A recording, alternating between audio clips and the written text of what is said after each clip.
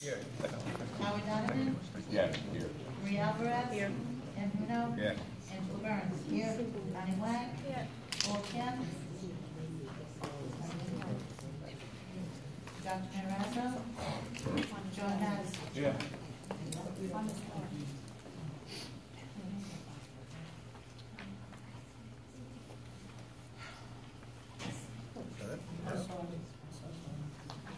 Dr. Cirillo. Here. Diane Montemuro. Here. Richard Barbarone. Right here. All right, Happy New Year, everybody. I hope you had a great and short winter break, and hopefully you're recharged for the remainder of the school year. I believe we have a few matters. Minute approval first. Okay.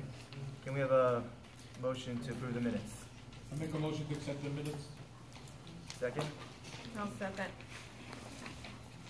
Any discussion? Roll call, please. Jeffrey Wu. Yes. Howard Donovan. Howard Donovan. Yes. Maria Alvarez. Yes. Ken Bruno. I abstain, I was absent. Angela Burns. Yes. Donnie Wang. Yes. And John Hess. Yes. Yeah, okay.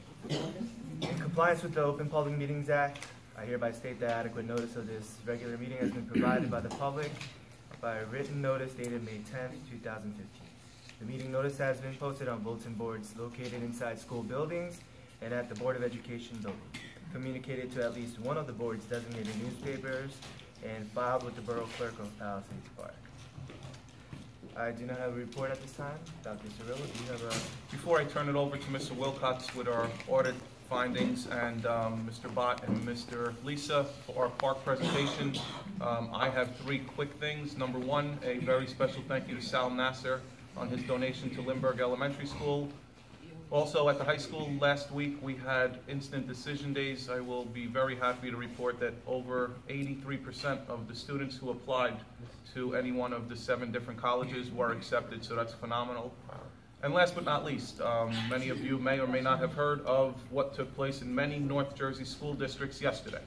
I am publicly applauding and complimenting the administration, faculty, staff, and as many times I've said, phenomenal students we have for their professionalism. We were not one of the districts affected. Neighboring schools were, but again, everyone acted in a very professional manner, and I thank you for that. Mr. Wilcox. Mr. Superintendent. How are you? Good. How are you tonight? Wonderful. Yeah. You're still working. The heat's on, right? I'm here to talk very briefly about the audit we performed for the year ended June 30th, 2015. Everybody should have received the audit report, the management report. Happy to say that we once again issued an unqualified opinion, a clean opinion on the financial statements of the Powell Park Board of Ed for the year ended June 30th, 2015. You do have in the management report, and you will have at some point, a corrective action plan from the administration to review and to vote on. There were a number of findings during the course of the audit.